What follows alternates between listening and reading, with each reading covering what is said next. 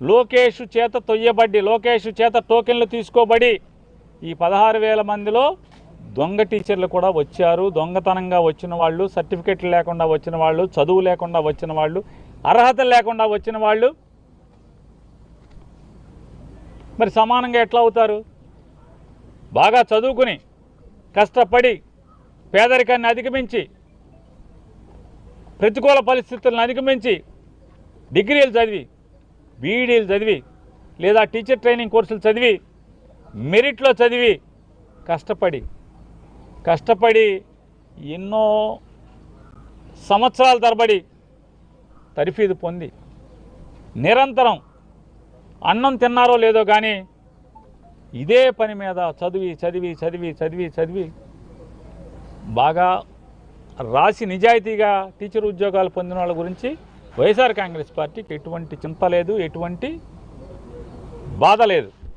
కానీ ఈ కష్టపడి చదివి ఉద్యోగాల్లోకి వచ్చినటువంటి అర్హత గల టీచర్లతో పాటుగా అర్హత లేని దొంగ టీచర్లు లోకేష్ నాయకత్వంలో లోకేష్ చేత రికమెండ్ చేయబడి వచ్చారనేదే డబ్బుతోనో లేదా పార్టీ ముద్ర మీదో పార్టీ పచ్చబిళ్ళ ఉన్నోళ్ళు లోపలికి వచ్చారు అనేది వైఎస్ఆర్ కాంగ్రెస్ పార్టీ యొక్క ఆధారాలతో కూడినటువంటి అనేక సందేహాలని ప్రజల తరపున ప్రభుత్వాన్ని ప్రశ్నించడం జరిగింది.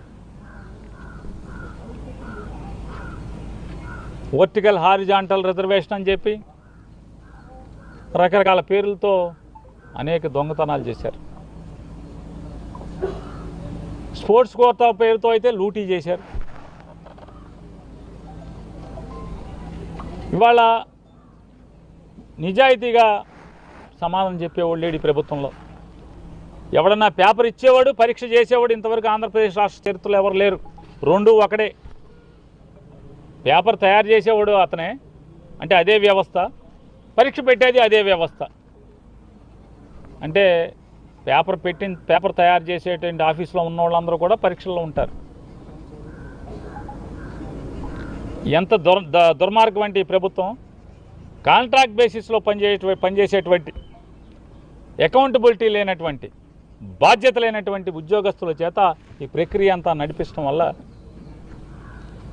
ఇవాళ అనేక అనుమానాలు, అనేక ఆధారాలు డిఎస్సి పేపర్ లీక్ అయిందంటాకి కృష్ణా జిల్లాలో ఒక అబ్బాయి నవీన్ అని చెప్పని ఒక అబ్బాయి ఉన్నాడని చెప్తున్నారు. ఆ అబ్బాయి ఎస్సీఆర్టీలో పనిచేస్తున్నాడు కాంట్రాక్ట్ ఎంప్లాయీగా. పేపర్ తయారు చేసే దాంట్లో అతను ఆ అప్లోడ్ చేసడంలో కానీ లేదా డిజిటలైజేషన్లో కానీ కంప్యూటరైజేషన్ ప్రక్రియలో మొత్తం అతను ఉన్నాడు అని చెప్తున్నారు. అతనికి కృష్ణా జిల్లాలో టాపర్ కింద వచ్చాడు సోషల్ స్టడీస్లో. అలాగే లాంగ్వేజెస్లో జోన్ 2లో 6th ర్యాంకర్గా వచ్చాడు. జిల్లా కలెక్టర్ ఆఫీసులో, ఎందుకంటే డిఎస్సి అంటే డిస్ట్రిక్ట్ సెలక్షన్ కమిటీ. ఈ డిస్ట్రిక్ట్ సెలక్షన్ కమిటీలో సాంప్రదాయంగా ఎప్పుడు కూడా జిల్లా కలెక్టరేట్లోనే ఈ టీచర్ల మెరిట్ లిస్టు కడతారు. కానీ ఎందుకు కట్టలేదు ఈసారి 2025లో?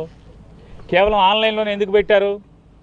మరి ఆన్లైన్లో ఫస్ట్ మెరిట్ లిస్టులో నవీన్ అనే కుర్రోడికి ఏదైతే ఎస్సీఆర్టీలో పేపర్ తయారు చేసి మార్కులు అప్లోడ్ చేసిన దాంట్లో పనిచేశాడో ఆ కుర్రోడు జిల్లా టాపర్గా వచ్చారని చెప్పి ఆన్లైన్లో ఫస్ట్ లిస్టులో మెరిట్ లిస్టులో పెట్టి రెండో లిస్టులో తెల్లారేపటికి రెండో రోజుకో దాన్ని తీసేసి ఎందుకు కొత్త లిస్ట్ వచ్చింది? దాంట్లో 2వ ర్యాంకర్ ఉన్నాడు ఫస్ట్ ర్యాంకులోకి ఎందుకు వచ్చాడు? అంటే తప్పు జరిగిందనే కదా. అంటే తప్పులు కప్పెట్టి మీరు ఎలా దాని మీద ఎంక్వైరీ ఏది?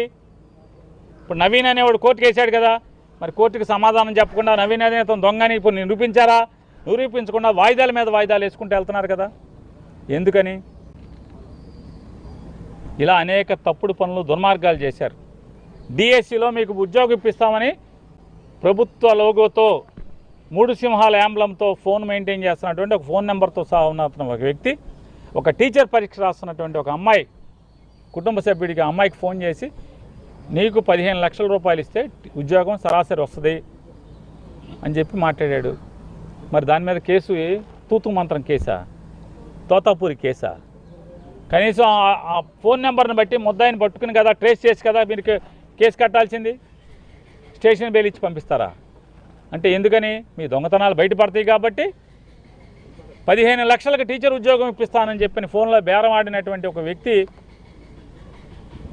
మరి గట్టిగా మీరు గట్టి కేసు కడితే అతను మీ పేర్లు చెప్తాడు ఎవడెవడున్నాడో దీంట్లో. కాబట్టి స్టేషన్ బెయిల్ ఇచ్చేసి పంపించేస్తారు. ఎఫ్ఐఆర్లో పేరు ఉండదు, ఛార్జ్షీట్లో పేరు ఉండదు, అనుమానితులని రాస్తారు పేరు పెట్టకుండా. ఇట్లాంటి అక్రమాలతో పాటుగా స్పోర్ట్స్ కోటా అనేది ఒక దొంగల దోపిడీ.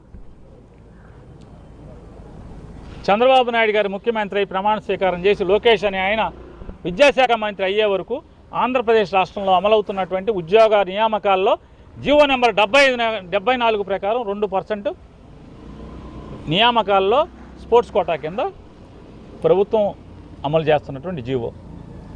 కరెక్ట్గా డిఎస్సి ఇచ్చే రోజు 2025 డిఎస్సి ఇచ్చే ఏప్రిల్ 19వ తారీఖున పాత జీవో 74 రద్దు చేసి జీవో 4, జీవో 47 అని ఒకటేమో స్పోర్ట్స్ డిపార్ట్మెంట్ ఇస్తుంది ఒక జీవో నెంబర్ 4, మరొక జీవో జిఐడి ఇస్తుంది అదే రోజు జీవో నెంబర్ 47. ఈ 2 జీవోలు సారాంశం ఏంటయ్యా అంటే స్పోర్ట్స్ కోటా అనే దానికి ఏ పరీక్షలు అక్కర్లేదు, డిగ్రీ కూడా అక్కర్లా, కొన్నిటికి డిగ్రీ కూడా చదవక్కర్లా, టెట్ రాయక్కర్లా, డిఎస్సి రాయక్కర్లా, ఉద్యోగాలు ఇచ్చేస్తారు. ఇలా 400 చిల్లర ఉద్యోగాల్లో 380 ఉద్యోగాలని నియామకం చేసేశారు. 380 చిల్లర ఉద్యోగాలను నియామకం చేసేశారు. దాంట్లో స్పోర్ట్స్ కోటా కిందని చెప్పారు. ఈ సర్టిఫికెట్లు ఇచ్చేది ఎవరయ్యా అంటే మొత్తం కూడా క్రీడా సంస్థ అసోసియేషన్లు సంఘాలు ఇస్తాయి, క్రీడా సంఘాలు ఇస్తాయి. పార్టిసిపేషన్ ఈ పాల్గొన్న అన్నీ కూడా ఎవరైతే క్రీడలు నిర్వహించారో వాళ్ళు ఇస్తారు. దాంట్లో ఒక క్రీడకి లోకేష్ గారు తోడళ్ళు చైర్మన్ అధ్యక్షుడు, ఒకదానికి టీడీపీ ఎమ్మెల్యే ఒక ఆయన అధ్యక్షుడు, జూడోకి ఇంకో దేనికో సాఫ్ట్ బాల్కి దాంట్లో 38 దీంట్లో 39 టీచర్లు వచ్చేసారు.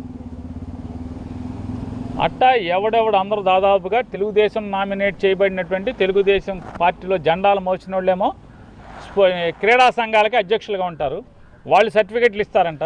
పోనీ ఇవన్నీ కూడా జాతీయ స్థాయిలో భారతదేశం గర్వించదగ్గరగా ఆటల్లో నైపుణ్యాన్ని సాధించారు, మెడల్ సాధించారు. టీచర్ ఉద్యోగం ఇచ్చినా తప్పులేదు, టీచర్ కాదు కలెక్టర్ ఉద్యోగం ఇచ్చినా తప్పులేదు. ఎందుకని భారతదేశం పేరుని దేశం గర్వపడేలాగా ప్రపంచ స్థాయిలో ఆట ఆడాడు. లేదు భారతదేశ స్థాయిలో ఆంధ్ర రాష్ట్రం పేరు నిలబడేట్టుగా ఒక ఆట ఆడాడు. ఇవ్వటం తప్పేం లేదు, ఎంతోమందికి ఇస్తున్నాం కదా మనం. క్రికెట్ వాళ్ళకి ఇస్తున్నాం, చాలామందికి ఇస్తున్నాం, డిఎస్పీలు ఇస్తున్నాం, ఆర్డీఓలు ఇస్తున్నాం, అనాదిగా ఎప్పటి నుంచో వస్తుంది కదా, అది తప్పేం కాదు. కానీ ఇక్కడ ఎవడయ్యా అంటే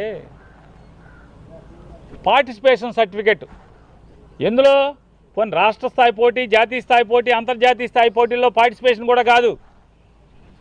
ఒక 4 కాలేజీలు కలిసి ఆటల పోటీ పెడితే ఆ 4 కాలేజీలు కలిసి పెట్టినటువంటి ఆటల పోటీలో పాల్గొన్నాడంటే పాల్గొనటం అంటే ఏంటి, గ్రౌండ్లో దిగక్కర్లా, మంచి సీసా అందించిన చాలు, బయట కూర్చుని బాల్ అందించిన చాలు, పార్టిసిపేషన్ సర్టిఫికెట్ ఉంటే చాలు ఉద్యోగాలు ఇచ్చారు. నేషనల్ అవార్డు కొట్టినటువంటి గోల్డ్ మెడలోడికి ఉద్యోగం లేదు, టీచర్ ఉద్యోగం పాల్గొన్నాడు, ఏడుస్తున్నాడు ఆయన.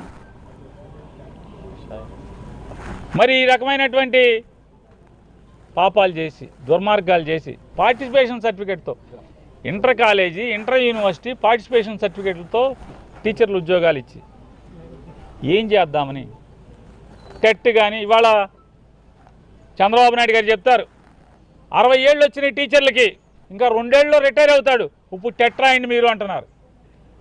చూడండి 10వ క్లాస్ పాఠాలు చెప్తున్నారు మీరు మర్చిపోయి ఉంటారు, మళ్ళీ మీలో బాగా నైపుణ్యం కనపడాలి మాకు, కాబట్టి మీరు టెట్ రాయండి అంటున్నారు. ఏంటి 30 ఏళ్ళు, 25 ఏళ్ళు, 35 ఏళ్ళు టీచర్ ఉద్యోగం చెప్పి పాఠాలు చేసిన టీచర్లు ఇంకో 2 ఏళ్ళలో రిటైర్ అవుతారు, వాళ్ళు టెట్ రాయాలంట.